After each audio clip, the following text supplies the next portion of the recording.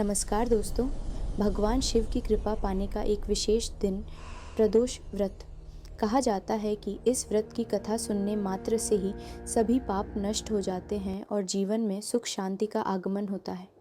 आज हम आपके लिए लेकर आए हैं प्रदोष व्रत की पावन कथा। एक गांव में एक निर्धन विधवा ब्राह्मणी रहती थी। उसके साथ उसका एक पुत्र भी था।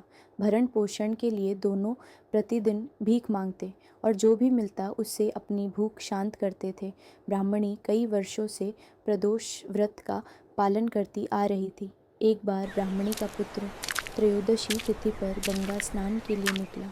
स्नान करके जब वह अपने घर लौट रहा था तो रास्ते में उसका सामना लुटेरों से हो गया। लुटेरों ने उसका सारा सामान छीन लिया और वहाँ से फरार हो गए। कुछ समय बाद वहाँ राज्य के कुछ सैनिक आ पहुँचे। उन्होंने ब्राह्मण के पुत्र को लुटेरों में से एक समझकर राजा के सामने प्रस्तुत कर दिया। राजा ने बिना कोई दलील सुने उस युवक को कारागार में डालने का आदेश दे दिया। रात्रि में राजा के स्वप्न में स्वयं भगवान शिव प्रकट हुए। उन्होंने राजा को आदेश दिया कि ब्राह्मण युवक निर्दोष है, उसे तुरंत मुक्त करो। और फिर भगवान शिव अंतर्धान हो गए। नींद से जागते ही राजा सीधे कारागार पहुँचे और युवक को मुक्त करने का आदेश दिया। फिर राजा युवक को अपने साथ महल ले आए।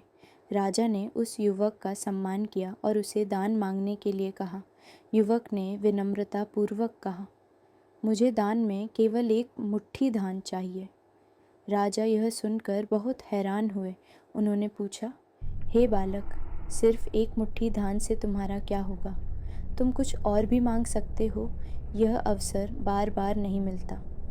युवक ने बड़ी ही श्रद्धा से उत्तर दिया, हे राजन, यह धान मेरे लिए संसार का सबसे अनमोल धन है। मैं इसे अपनी माता को दूंगा, जिससे वह खीर बनाकर भगवान शिव को भोग लगाएंगी। फिर हम इसे ग्रहण करके अपनी भूख शांत करेंगे। राजा युवक की यह बात सुनकर बहुत प्रसन्न हुए।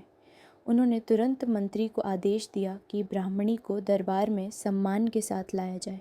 मंत्री ब्राह्मणी को लेकर दरबार पहुँचे। राजा ने सारी बातें बताईं और युवक की बुद्धिमत्ता और भक्ति की प्रशंसा करते हुए उसे अपना सलाहकार नियुक्त कर लिया। इस प्रकार उस निर्धन ब्राह्मणी और उसके पुत्र का जीवन पूरी तरह बदल गया। तो दोस्तों, यह थी प्रदोष व्रत कथा। ऐसी और दिव्य कहानियाँ सुनने के लिए हमारे चैनल को सब्सक्राइब करें और इस वीडियो को लाइक एवं शेयर करना न भूलें। धन्यवाद।